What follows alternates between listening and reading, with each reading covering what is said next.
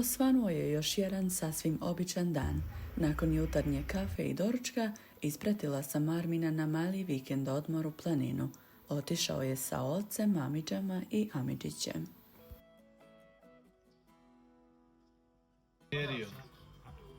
Ima radi, da. Može nam onda biti. Ima akumulator, ima akumulator. Viška glava ne boli. Jes, tako.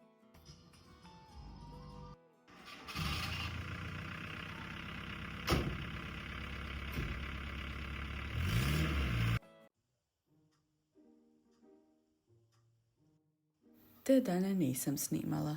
Provela sam ih mirno uz svakodnevne obaveze, ali i u trenucima koje sam odlučila sačuvati samo za sebe i svoje najbliže.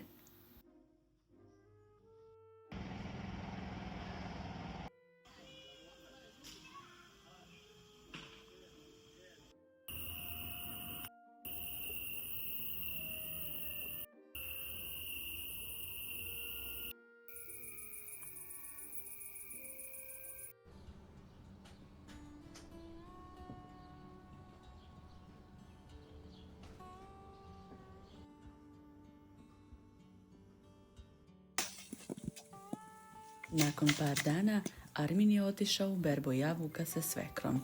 Bilo je to u našoj njivi, u Arminovom rodnom mjestu.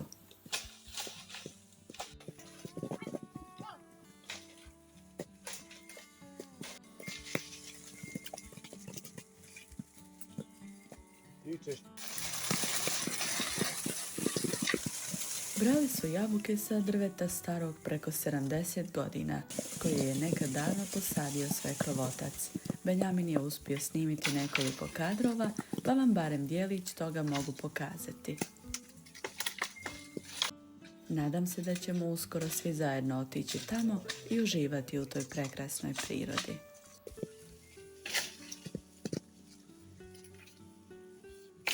Do predvečerje smo odlučili iskoristiti mirno vrijeme i zajedničkim snagama srediti naš travnjak.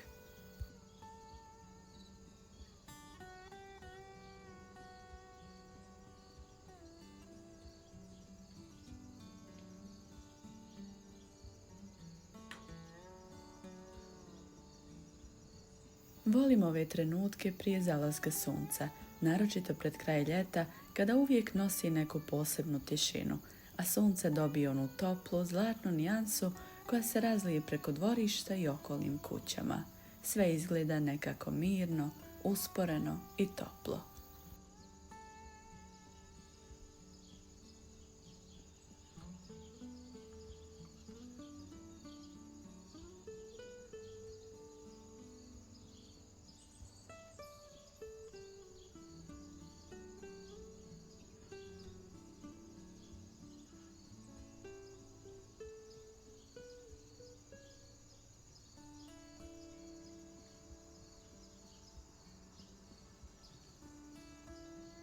Na susjednom balkonu naše komšije koji su došli na odmor iz Njemačke provodili su ugodno vrijeme sa djecom.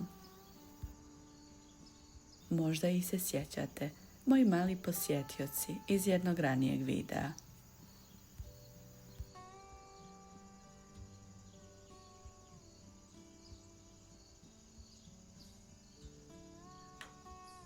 Kasnije se blizancima pridružila drugarica preko puta koja je također došla na odmor iz Slovenije kod djeda i nene.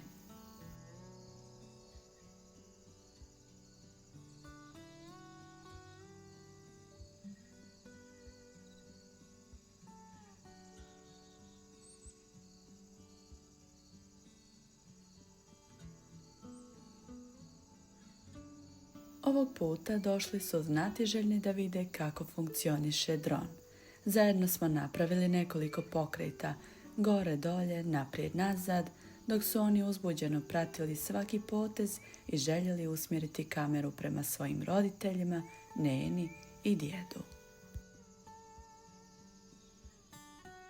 U tim kratkim trenucima, dok su njihove male ruke pokazivale gdje da letimo, osjetila sam duboku zahvalnost za ovaj poseban poklon koji sam dobila od svojih dragih prijatelja.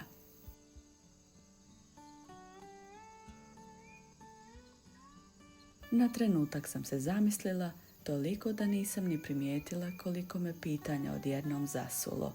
Šta radi ova tipka, može li da leti dalje, kako se puni i slično.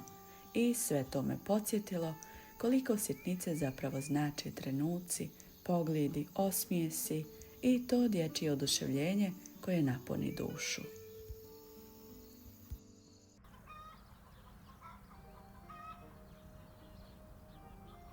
Osvanulo je i novo jutro, dan koji je značio malo posla.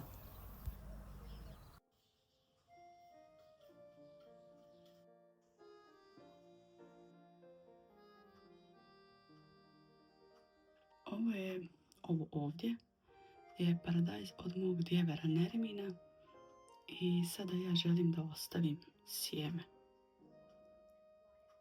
Ovo ostalo ćemo da pojedemo.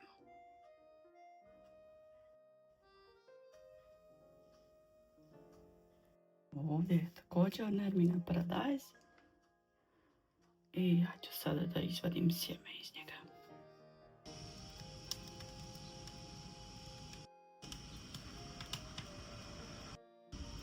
Dok sam ja u kući obavljala svoje obaveze, Armin i svekar su nastavili s poslom oko cijeđenja jabuka, prvo ih operu, samelju i onda cijedi u posebnim mašinama.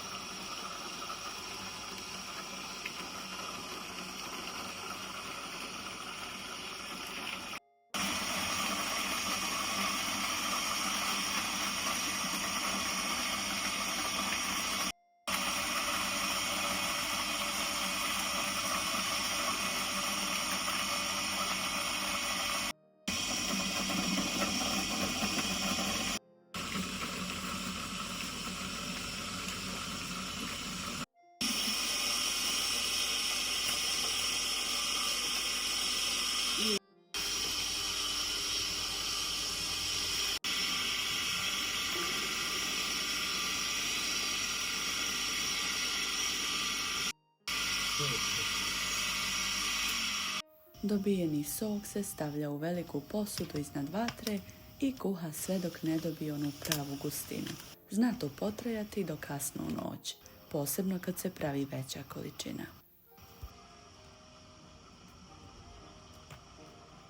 Kod nas u Bosni i Hercegovini ova gusta slatka tečnost bez dodataka i šećera smatra se veoma zdravom, posebno za krv.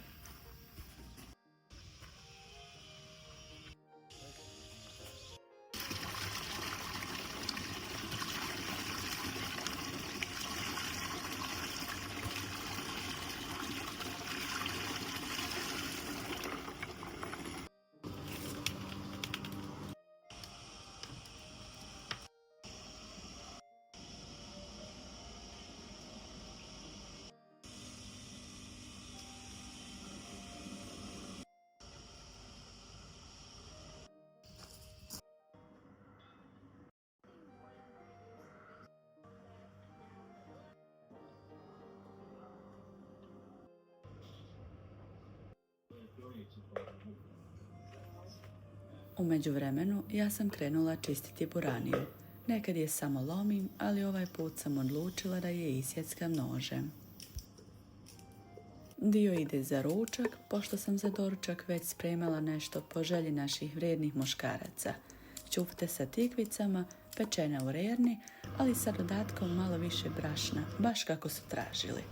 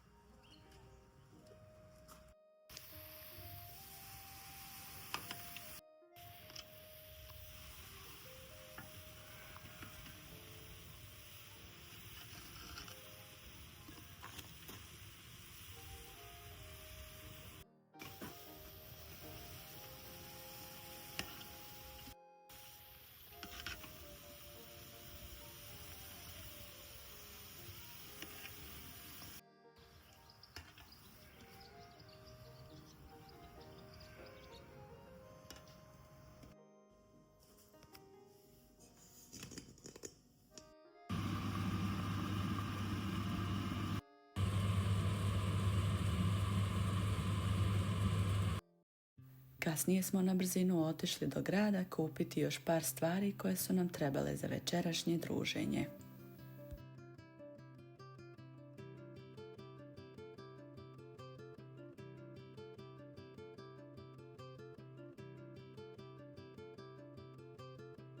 Kad se peče pekmez, običaj je da se ostaje dugo uz vatru. Pravi se roštilj, peče se kukuruz i pričaju se razne priče, one najbolje koje uvijek znaju stariji.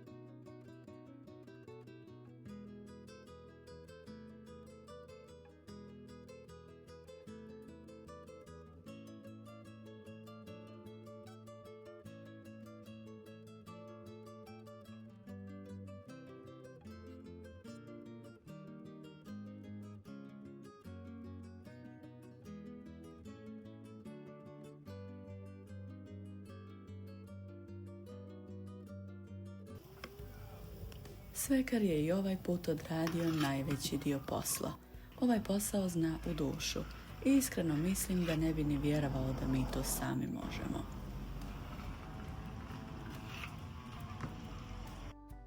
Objasnio mi je da se pjena sa vrha pekmeza skida dok ne postane potpuno čista.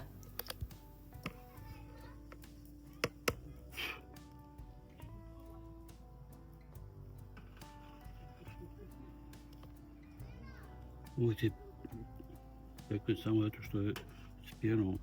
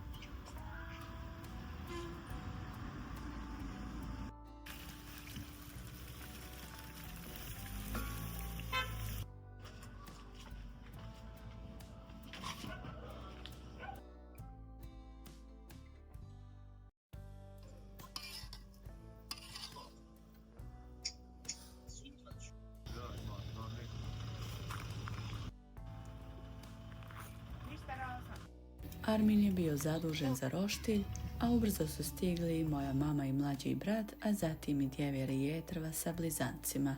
Donijeli su kukuruz iz svog vrta.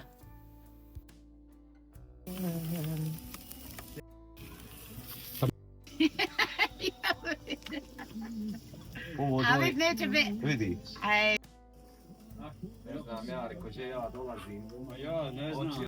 Padan ili žredan bit, ne? U mislima su mi prolazile slike kako smo ga nekad zajedno pekli sa svekrvom, ispod stare džanarike koju je ona donijela iz svog rodnog mjesta Omazići. Nemam baš mnogo uspomena na pečenje pekmeza iz svog rodnog kraja. Mama je tada mnogo radila sa ocem u porodičnom poslu, pa osim običnog džema od šljiva, drugih nije ni pravila. Udajom za Armina sa 18 godina počela sam stvarati nove uspomene i tako već 15 godina. I čini mi se da sam sa Arminovim rodnim mjestom sad jednako vezana kao i sa svojim rodnim. Baš je fino. Eto. I tako je još jedan dan prošao. Pekmez je gotov, dvorište miriše na roštilj, a smijeh djece i glasovi najmilijih ispunili su noć. Nekad su to samo obični dani, ali koje najviše pamtimo. Hvala vam što ste i danas bili sa nama. Ako vam se svidio ovaj video, ostavite like, komentar ili se pretplatite, a mi se vidimo uskoro u nekoj novoj priči iz našeg svakodnevnog života. Do tada budite mi dobro i čuvajte svoje najmilije.